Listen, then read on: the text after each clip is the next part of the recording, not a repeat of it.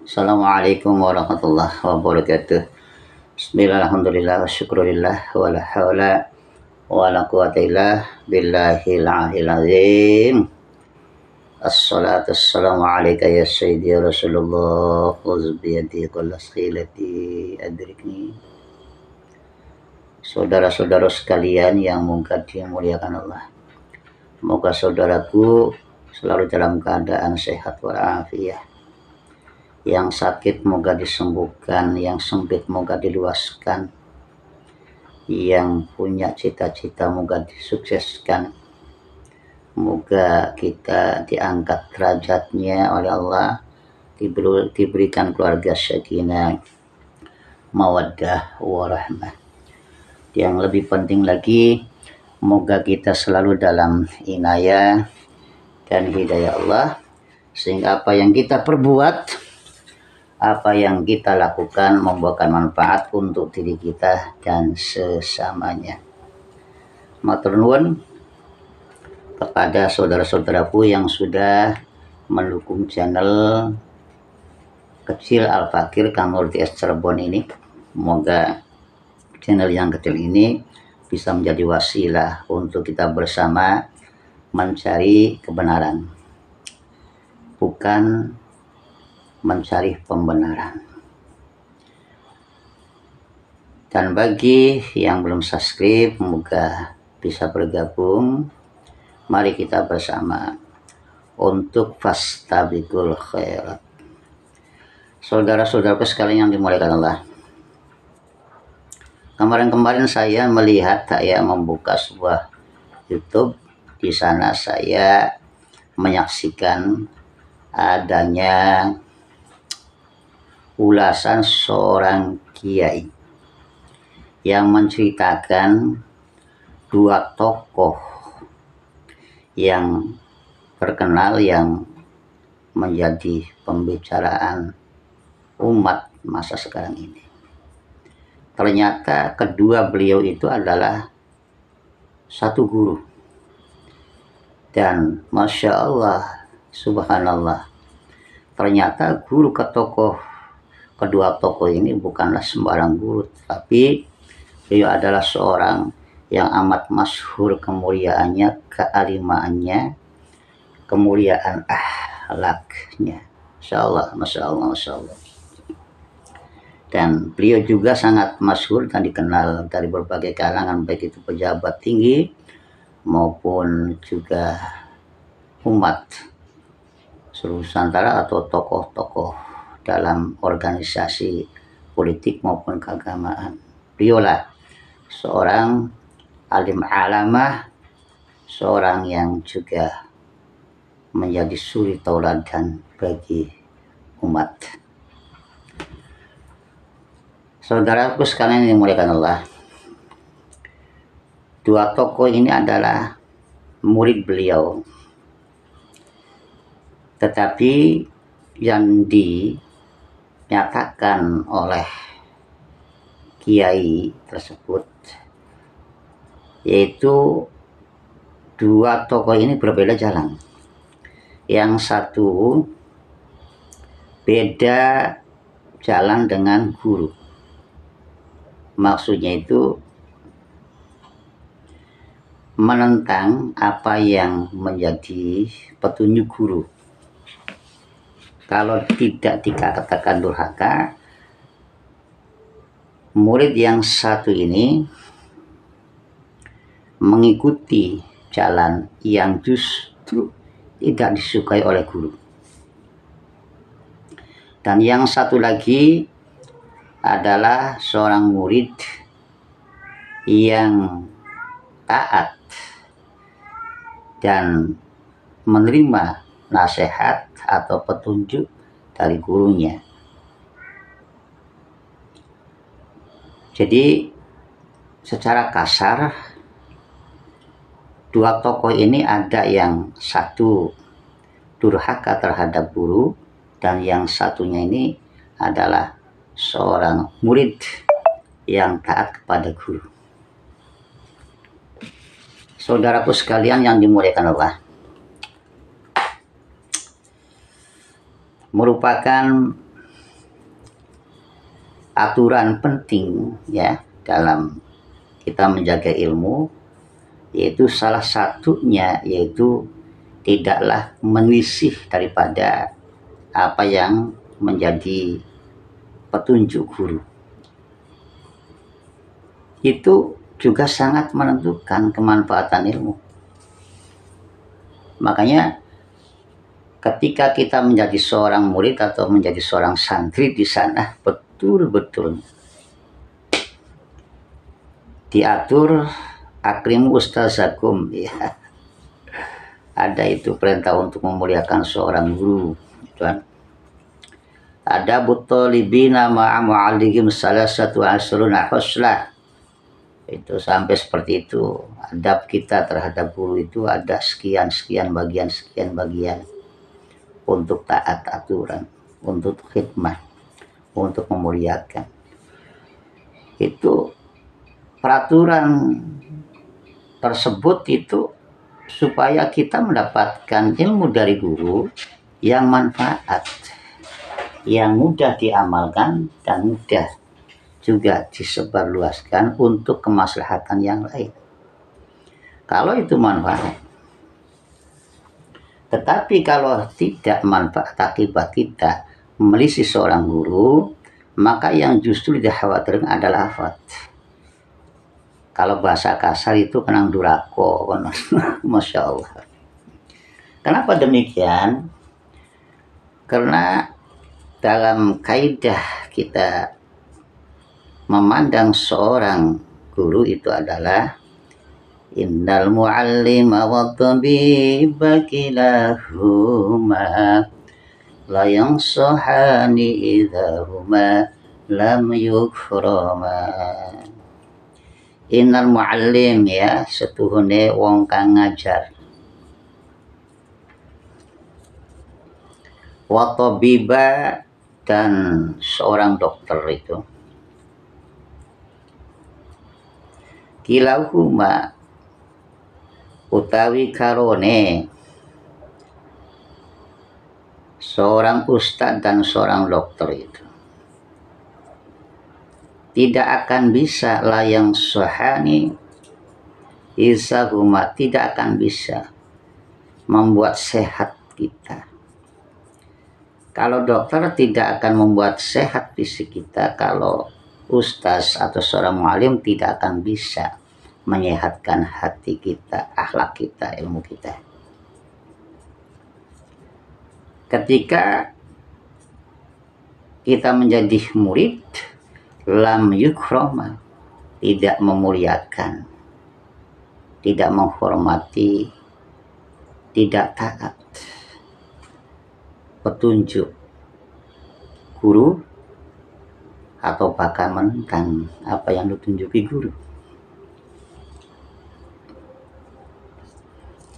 Innal muallima wa tabiba kilahuma la yansahani idahuma lam yukrama. Ini saudara. Jadi seorang guru itu ibarat ya seperti dokter yang akan memberikan petunjuk-petunjuk kepada kita supaya sehat akal pikirannya, supaya sehat juga hatinya, agar kita dalam menempuh kehidupan menuju Allah ini ya, bihablum minallah wa hablum minan nas ini sesuai dengan aturan yang berlaku, sesuai dengan sunnatullah. Itu ya saudara-saudaraku. Jadi ibarat dokter itu memberikan resep supaya kita sehat, tapi resepnya malah justru dibuang, kemudian memakan obat semaunya. Manalah bisa penyakit itu akan sembuh. Bahkan vitamin pun bisa menjadi racun kalau tidak dengan aturan ahli kesehatan. Begitu juga seorang murid dia, apabila diberikan petunjuk oleh gurunya A, malah yang ditempuh B, itu kan sama itu dengan menentang resep itu. Manalah bisa akan sehat ilmunya, sehat akal pikirannya, bahkan boleh jadi mendapatkan yang tidak sesuai harapan alias ilmu yang tidak manfaat. Apalagi kemudian durhaka terhadap guru. Nah ini yang bahaya itu ya.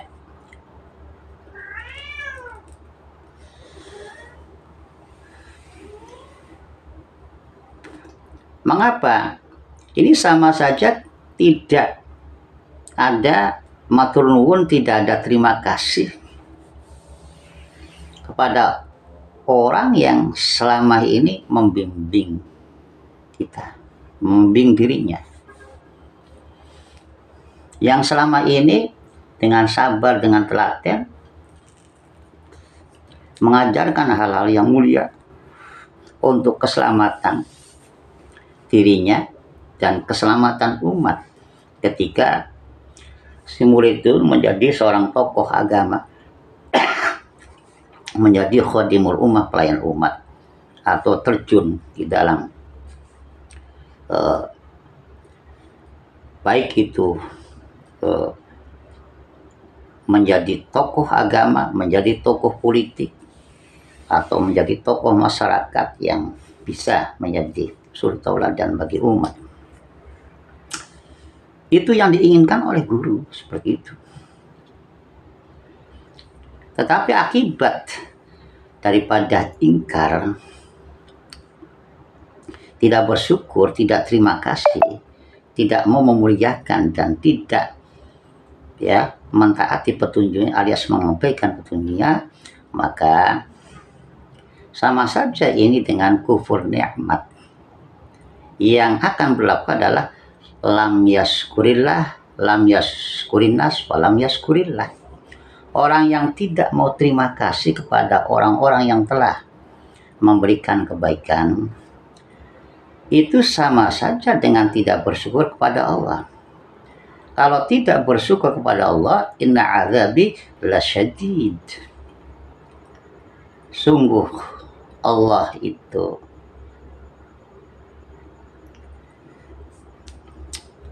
punya azab yang sangat mengerikan bagi ahli maksiat yang tidak mau bertobat, termasuk juga bagi orang yang tidak mau bersyukur atas kebaikan orang lain. Kalau sudah terjadi semacam itu, maka yang akan didapat oleh seorang murid, apakah kemudian terkena musibah? Musibah pasti, cobaan pasti, cobaan akan terjadi. Tetapi bukanlah berarti misal sebuah kecelakaan, bukan. Musibah yang paling gede bukan seperti itu. Misalkan jadi melarat, bukan seperti itu. Ada memang seperti itu, tapi jarang terjadi. Tetapi apabila seorang murid yang durhaka kepada guru atau tidak mau bersyukur, berterima kasih kepada orang yang telah berbuat baik, bisa saja itu malah dia menjadi tokoh yang terkenal, banyak pengagumnya, bahkan tambah kekayaannya. Bisa saja terjadi seperti itu. Tetapi semua itu adalah alat makar bagi ilmunya, bagi imannya. Semua itu bisa terjadi, akan membuat dirinya pongah, bangga, membuat dirinya sombong. Maka kalau hal itu terjadi berarti adalah penyalahgunaan ilmu tanpa dirasa. Sedikit demi sedikit kropos jiwanya, hilang cahaya ilmunya, tetapi secara material boleh jadi akan meningkat sampai kehilangan akal sehatnya dengan tipuan-tipuan hartanya, dengan tipuan-tipuan ya, junjungan-junjungan lingkungannya dan lain sebagainya. Itu yang terjadi bisa saja seperti itu. Kalau terjadi seperti itu berarti itu durhaka yang nyata, saudara. Bisa saja pada akhirnya nanti main hantam kromo halal haram. Dia tidak bisa memisahkan. Ya. Kalau seperti itu sudah menjadi afat yang membahayakan. Yang bila dikhawatirkan meninggal akan terjadi su'ul khotimah. Masya Allah, ini saudara-saudaraku sekalian yang dimuliakan Allah. Saya sendiri itu banyak ya sudah melihat pembuktian di lapangan adanya afat atau kedurhakaan akibat daripada menentang guru, menyakiti guru, tidak bersyukur dengan guru yang mengajarinya petunjuk-petunjuk kemuliaan. Masya Allah, Masya Allah, Masya Allah. Jadi kalau dalam masalah ilmu agama ya, tentunya kita harus betul-betul menjaga ilmu itu agar diamalkan, agar dimuliakan, dan menjaga perasaan guru, agar apa yang kita terima daripada guru itu manfaat untuk kemaslahatan kita dan kemaslahatan umat. Begitulah saudara yang saya melihat kemarin itu ada di YouTube, dan saya teringat itu masa pelajaran waktu saya nyantri dulu, merupakan tazkirah bahwa kita bisa sedikit mengerti mana baik mana buruk, bisa sedikit mengerti tentang agama itu berkat bimbingan guru, berkat bimbingan kiai kampung. Meskipun kiai kampung, tapi tetap sampai kapanpun kita muliakan, bahkan kita selalu doakan untuk beliau supaya diampunkan dosanya, seperti berlaku orang tua kita juga seperti itu. Jadi sama gitu. Kita doakan orang tua dan kita doakan para guru. Ya, masyayikh kita adalah yang memberikan bekal utama kita untuk bagaimana kita itu menempuh jalan selamat di dunia wal akhirah. Sebab ilmu yang kita terima itu betul arahnya itu adalah untuk keselamatan kita di dunia wal akhirah. Man aradad dunya fa'alaihi bil ilmi. Barang siapa yang menghendaki ingin selamat, bahagia, mulia dalam dunia ini, maka tempuhlah dengan ilmu. Wa man aradal akhirata fa'ala bil ilmi. Begitu juga kita ingin selamat, bahagia di akhirat, tempuhlah dengan ilmu. Wa man aradahuma fa'ala bil ilmi. Sama kita ya, untuk menempuh jalan keduanya juga haruslah ditempuh dengan ilmu. Dan hanya ilmu itulah yang bisa menghantarkan kita pada derajat taqwallah. Yang semua itu berkat bimbingan guru. Yang dengan ilmu itu juga Allah menaikkan derajat kita, yarfa'illahu alladziina aamanu minkum walladziina utul ilma darajat. Sebuah pegangan dan petunjuk bimbingan yang amat mulia dari seorang guru. Masakah kita kemudian menjadi seorang santri atau murid yang durhaka kepada guru. Masya Allah, Masya Allah, Masya Allah. Tidak akan ada kemuliaan. Kalaupun ada kemajuan di segala bidang kedudukannya, hartanya, itu justru akan menghantarkan kepada kelalaian, pada proses kehancuran. Justru yang akan kita khawatirkan adalah su'ul khatimah. Dan innal adzabil syadid, orang tidak bersyukur kepada manusia berarti tidak bersyukur juga pada Allah. Dia khawatirkan Allah juga memberikan azab, cobaan yang tidak bisa ditolong oleh siapapun. Demikian saudara, peringatan tazkirah ini untuk diri saya sendiri, dan semoga ini manfaat untuk saudara-saudaraku. Ya, yang terpenting bagi kita, mari kita untuk di zaman penuh fitnah ini kita dekat dengan kiai, dengan ulama, dan kita ikuti bimbingannya untuk menuju jalan Allah. Tentunya tetap kita berlaku yang baik kita ambil, yang sekiranya tidak baik kita sisihkan. Demikian apa yang perlu saya sampaikan. Semoga ada manfaat. Kekurangannya mohon maaf. Billahi taufiq wal hidayah. Assalamualaikum warahmatullahi wabarakatuh.